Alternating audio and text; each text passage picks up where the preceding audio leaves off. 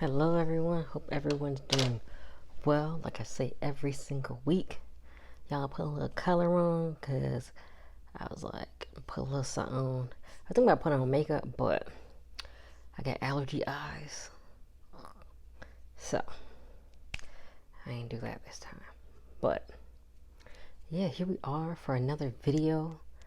Hope everyone's pre-summer.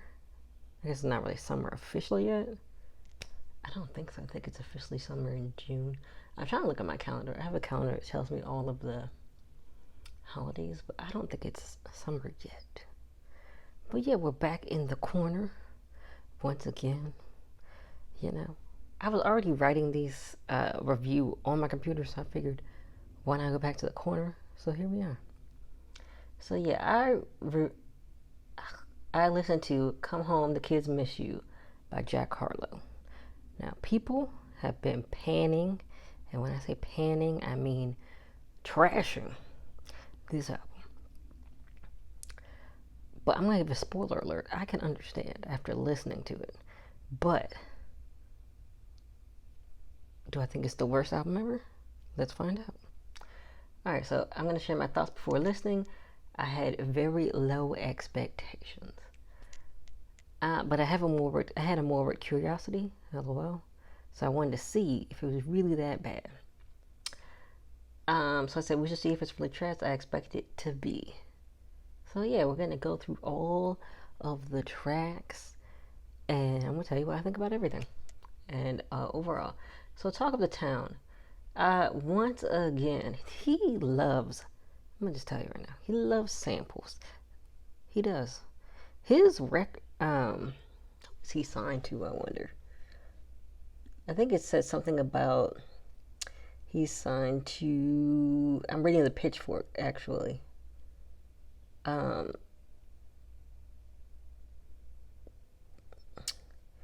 thought it said something about Arista or something.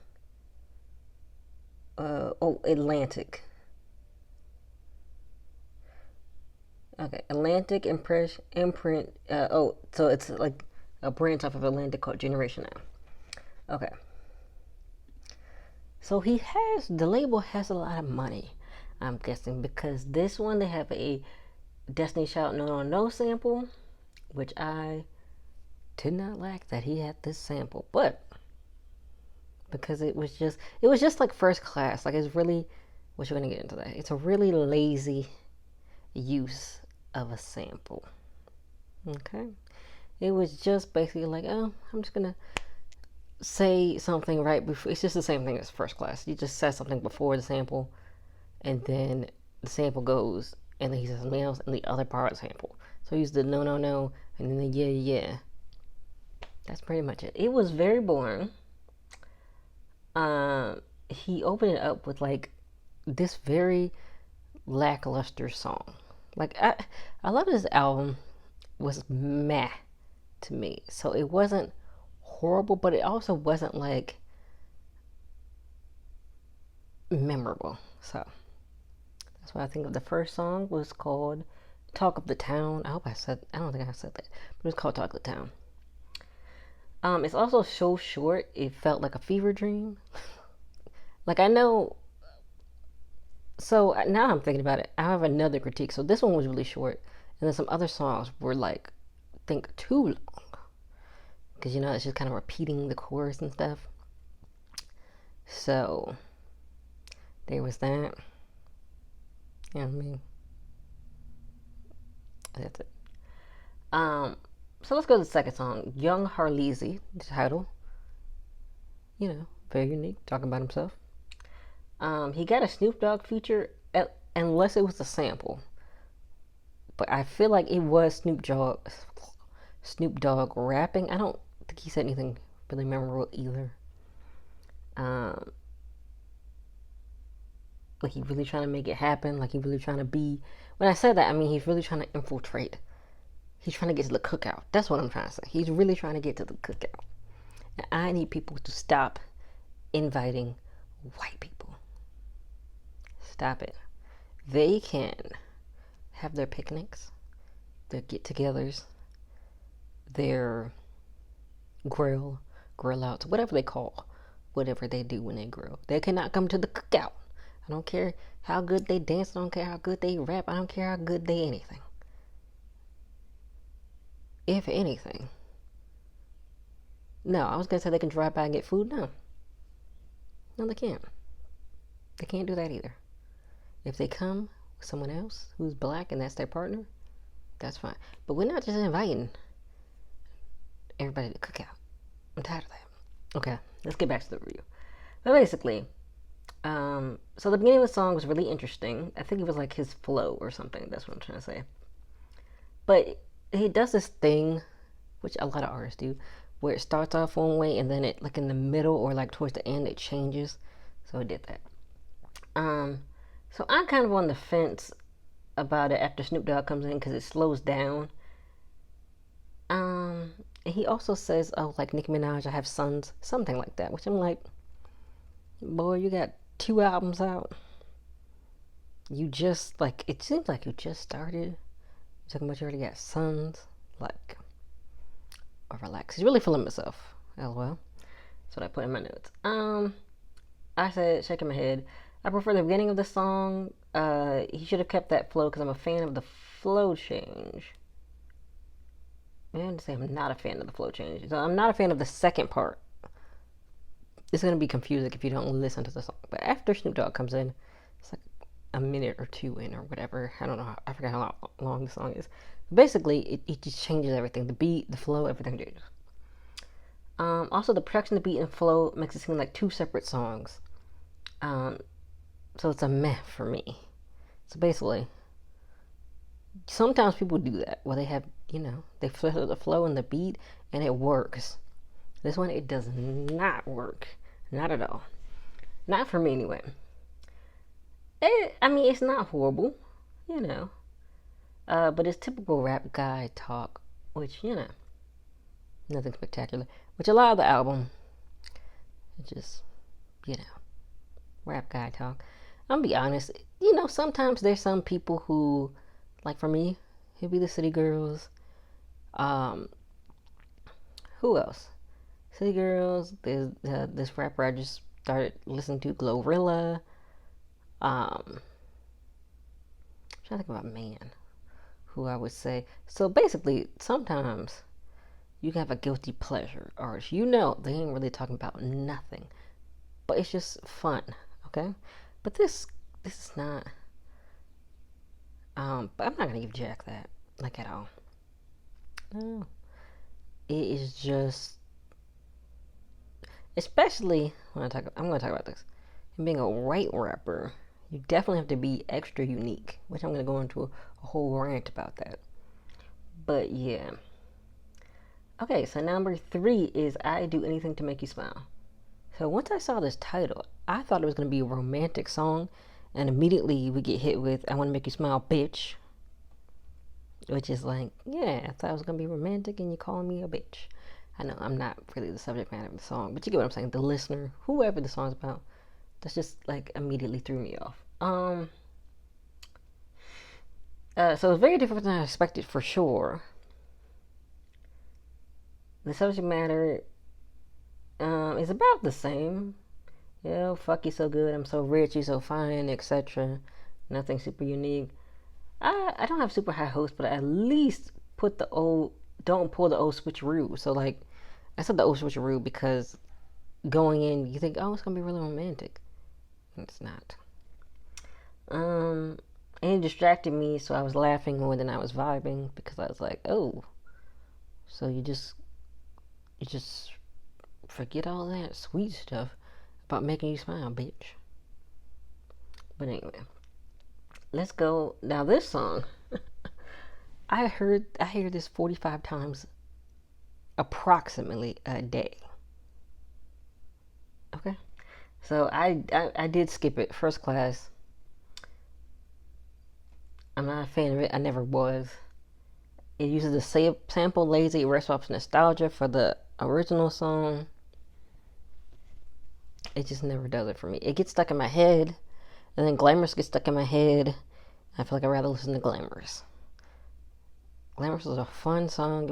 It's not the best song in the world, but it's a fun. It's like another guilty pleasure. Fergie. very guilty pleasure artist. But very fun guilty pleasure artist. At least you'll be like, oh, I'm having a great time. Not like, oh my gosh, this is really boring.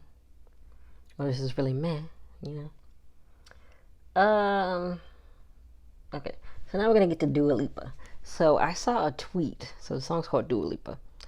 Basically, she was like, oh, I guess it's okay, or I guess it's fine. So that's girl talk for it's bad. But they don't really want to say that. So yeah. But yeah, she was not impressed. She said it was like fine or okay, which, you know, doesn't sound like she was really impressed. And I think he likes to ride off of other artists or samples instead of getting his own identity, which I will talk about later. He's not unique in his delivery or subject matter, so why should people listen to him? The beat, however, is great. I will admit that. So it has that going for it. So, I mean, if you don't like the words, the beat is nice. Number 6 is Side Piece. And another one, another sample. It's Beautiful by Pharrell Snoop Dogg featuring Pharrell. Which I want to say, why didn't they put Snoop Dogg on the song that sampled Snoop Dogg? They put him on some other random song. And he said like 5 words. Maybe he said a little more, but it wasn't really much. So I don't really understand why that was a thing. I hoped that he would be on there. But no, he likes to name drop. And I get it that rappers name drop, but I don't know. I feel like it was a lot more than I noticed. Like all throughout the album. And artists and labels, they mentioned I think Abercrombie and Fitch or something in this song. And I don't really think he's from the hood. I'm gonna just be honest with you. He might be. I don't believe it though. LOL. So this is for a Side Piece, but I would be offended if he made the song for me. So where am I? I feel like it would have made sense, like I said, to put Snoop Dogg on it. The beat and the flow changes. I feel like the second part is an interesting flow and beat wise, but it's still not super unique to me. So it's funny. There's a sample with Snoop Dogg and Pharrell, but Pharrell is on the next song, and Snoop Dogg was on the song before that, when it would have made more sense to put them both on Side Piece, where it has the sample of him, of Pharrell and Snoop Dogg. That would have made a lot of sense to me. But I'm not in the A&R, the mixing department. What do I know? Okay, so the next song is Movie Star featuring Pharrell. And I say again, I just hate the name dropping so much. LOL. It seems like, could you not get attention without name dropping a bunch of stuff, a bunch of people, a bunch of brands, a bunch of movies even? And I could tell that it was like Pharrell produced this like a Neptunes kind of thing. I don't know if the Neptunes are still together, but you know, a Pharrell type beat. So I really liked that. It was really unique. Pharrell's given like 2 verses, and I feel like he really could have gone in if he gets his own verse. So they have some kind of back and forth, which I liked. Like it was Jack, and it was Pharrell, Jack Pharrell. You know. But I think Pharrell should have kept this beat for himself. LOL. But it was alright. Not that. Once again, it's like a meh. Little Secret. Now, I just knew from this title it was going to be an Escape sample. But it was not. Guess who they sampled instead? Tweet. You haven't heard Tweet in a long time. But yeah, they sampled a Tweet song. And I felt like that was really weird. It was unexpected. It was a tiny bit romantic, but once again, nothing like too spectacular. I'm getting a call. Decline. Where am I? So nothing remarkable about the same. About what he was saying again. I did like the sample in here. I forgot which Tweet song it was, but if you look this song up, it's called Little Secret. It'll tell you, like on the website, who samples. It has the name of the song. I feel like Escape would have made more sense. I feel like they used all these samples that don't make any sense. And this one would have been so perfect to use My Little Secret. But they didn't. They were like, nope. Alright. Number 9, I Got a Shot. I actually like the flow and the wordplay from the song. So, I don't hate it. So far I didn't hate it when I was listening to it. You trying to sing a little? LOL. I mean, it's in now to sing and rap. Drake, I don't know if he was I'm sure he was not the first one, but, he got really popular with it. The subject matter, once again, not much going on. I would say this is the only song I really liked, but I wasn't, like, loving it. It wasn't like, oh my gosh, this is great. Okay, Churchill Downs. Number 10 is Churchill Downs featuring Drake, actually. We're just talking about him. So I'm not the biggest Uzi Vert fan, but, like, he kind of shaded him. He was like, they were like, I guess his label was like, how is he going to do versus little Uzi Vert, which is like, I feel like that was a kind of a cheap, shady shot, just a little bit. And I said, I guess you got to stand on someone else to stand up taller, which is like not good. But I did like the beat. It was very smooth and hypnotic. And it's interesting that he was talking about wanting advice from Drake before meeting versus being friends with him. I feel like that was really interesting. Drake's verse is so long. It was past 16 bars. I don't even know how to count 16 bars, but it definitely was past 16 bars. And I remember the video of Jack wearing like this white suit, and people would call him like the KFC man, Colonel Sanders, and then Drake has a line about whips and chains like a dominatrix, and then of course this white man in a white suit looking like a slave master is like imitating a whip as they're dancing around. So I remember people roasted him for that. Drake was Drake. Nothing super spectacular about the feature. The beat keeps you mesmerized. Otherwise, once again, it's meh. So number 11 is Like a Blade of Grass. So at first I didn't get the opening line. So the opening line is like a blade of grass, want sunshine. I just want that ass. So it's just basically a bad pickup line song. Pretty much. So I had to copy and paste it into my notes to understand that, oh yeah, that's supposed to be a pickup line, because I had like no idea what he was talking about. The beat was great. He had this weird section where it's supposed to be him and a woman talking, but he doesn't change his voice. So, I mean, he doesn't have to, but I feel like, hey, throw a little squeak, a high pitch in your voice, something. So I know. So we all know. So I think the beat is the best part of the song. It's basically a pickup line song, like I said. It's a tiny bit romantic, but it's just more sexual, basically. Saying he wants to be with her and have sex, basically.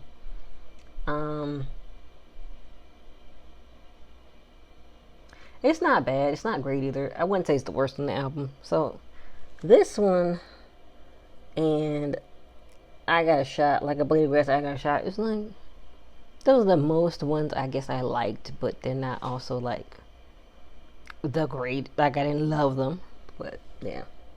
So Parent Trap featuring Justin Timberlake, and I like the beat. It's very smooth and relaxing. It kind of reminds me of like a jazz type beat. It was nice. Another name drop as the title, Parent Trap. The movie talks about having a twin like Parent Trap. Just always name dropping. Anyway. Justin Timberlake, I don't like him, but he wasn't bad as the feature. I won't hold that against him. The song is smooth sounding and talking about someone holding him down, which is sweet. Other than that, typical rapper talk, which seems mismatched to me from the chorus. So he's talking about, I think, like, people backstabbing him, and are you gonna... Well, I guess that goes, but, of course some of the verses don't go together with the chorus about holding him down. Okay, number 13. I just want to say something. He got some good, like, big features on this album. Justin Timberlake, Drake, and now Poison Lil Wayne. That's pretty good for like a sophomore album of someone who's like fairly new. His other album came out in I think 2020 or 2021, so he just Made another one this year, or 2 years ago, a year or two ago. But yeah, it's talking about poisonous woman, but it's a surprisingly positive love song, which is really interesting. So he's like, you're poisoned, but like in a good way, like I guess like irresistible. You could have said irresistible. I don't know. But anyway, Lil Wayne is just not as good to me as he used to be, and some of the verses just made me laugh when he was talking about make your ass clap like waka waka waka or something weird. And I was like, what is going on? I feel like he's lost his touch. But yeah, that's just me. So Jack thinks he's found a good woman he can have around. He talks about bringing her to Thanksgiving. So that's like a big step, you know. It's a sweet song. The beat is nice, you know. Besides the Little Wayne feature, it was nice. So there's 3 songs that I thought were nice. Nail Tech. So I've seen stills of this video, and I swear I've watched it, but I could not remember the song. So I didn't think I really like watched the video that much. I just wanted to see Young Miami, you know, Carisha from City Girls. But maybe I'll watch it after this because I don't think I ever watched it. It's interesting. I like the beat and the flow is good in the beginning. Once again, the subject matter it is not super unique. But if you just want to vibe and be having a good time just to chill, lol, I feel like it's a good time just be chilling. I think Pitchfork, when I read their review, they also said that it was just like he wasn't going as hard as he could on the lead. This is the lead single, and then First Class. Yeah. So State Fair is the last song, number 15. So the beat is very smooth and interesting. I like it. His flow is very interesting, so that's a plus. Once again, talking about the same stuff. Once again, it's just good if you just want to chill. I feel like this like second half of the album, all the beats were kind of slower, like chill. So I mean, if you want to throw something in the background, and maybe you already at your party, you've already played all the hardcore, rough music, hype music, and you want to slow it down so everybody can go home, throw something in the background. I would say that. My overall opinion is I can understand why this album was panned because it wasn't super unique. I think. To me, it was a mad album because it's not like anything memorable was on it besides the beats. And I think Jack needs to work on being more unique. I feel like the way, I don't know much about him, but I feel like the way that he looks on social media or in videos of people who like are lusting after him and how he acts and stuff, like when he was, you know, flirting with Sweetie. I feel like I was expecting more from, you know, knowing all that, these people lusting after him seeming very confident, him seeming very flirtatious, you know. And I know not everyone's going to be 100% unique, but he just sounds like any other rapper. Just happens to be in a white body, in a white man's body. I think that's what people are drawn to him for since he's in a predominantly black genre. However, I think he dropped the ball on what he can deliver. Not that I had super high hopes, but it wasn't the worst album I've ever heard, so there's that. LOL. I read the Pitchfork review and I agree with it, but I'm going to round it up for the rating. I'm going to give him a 3 out of 10. I give him 2.9. I'll round it up. It wasn't the worst. It wasn't the best. I was thinking about giving it a 5 out of 10, but I was like, if Pitchfork, who does me reviews, you know, doesn't even give it a 5, I didn't really think I should give it a 5, you know. I would never listen to it again, but maybe if you're like a huge Jack Harlow fan, I would recommend it. Otherwise, you're not missing much. So there's that. So I want to go on a little rant that I wrote. Basically, I think every rapper gets stuck in this trap because they stand up because of their race. I meant to put in a black created genre. Eminem is always the superb white rapper, but his race not only gave him an advantage. It's not the only thing that gave him an advantage, basically. He actually had good flow. He had interesting subject matters. Granted, some of them were murder and rape and homophobia. Granted, those were bad, but you know what I'm saying. But he was able to stand out, and not just because he was white, basically. And I think people like MGK and Post Malone were able to stand out not only because they were white, but they actually what did it sound? They actually sounded different than just copying black rappers, basically. Which I feel like in the beginning, probably MGK and they both sounded kind of like black rappers, and then they found their own way, basically. I think that's what Jack is missing. He's not standing out. He's just a white rapper saying the same stuff that all the other rappers say. So some black rappers aren't unique flow wise or subject wise, but they stand out because of their voices, their styles, their presence. However, Jack has nothing that sets him apart, at least not musically. Like, I mean, I see people thirsting over him online. I see it. I disapprove of it, but I see it. But then when you go and listen to his music, it's like, where's all this personality? Where's all this charisma? Where's all of this, you know, where is all this? I mean, he does brag and stuff, but it's just kind of boring, basically. He has nothing that sets him apart. People often think he sounds black, and that's his main appeal. That's what happens a lot of times with white rappers. They sound black. People are like, oh, it's this other rapper, but then they see they're white, then all of a sudden it makes them unique, you know?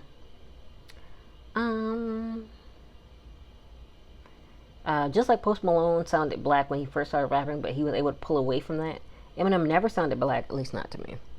But nobody else sounds like him. So even though I'm not a fan anymore of any of the people I mentioned, I can acknowledge that they brought something unique and memorable to rapping. So I don't like anybody I mentioned, but I can understand why, you know, they were standing out and they were unique. I'm not gonna take that away from them, even though I don't like them. Okay. So MGK and Post Malone switched up their styles and branched out. Miley Cyrus did the same thing, and all those artists were able to translate that into success still. So they changed it, but they were still able to have success after that. And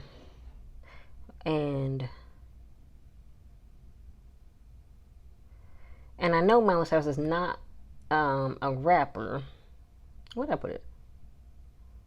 Yeah, I know she's not a rapper, but she definitely leached off of a rap culture, which she tried to dismiss later. My friend told me she apologized, but that's one thing that white rappers can do. They can have this persona, they can have the culture, they can have the people behind them inviting them to the cookout, but whenever they don't want that anymore, they can just be like, this is degrading, this is bad, this is, and granted it is, but you're also participating in the degrading, the humiliating part of rap culture.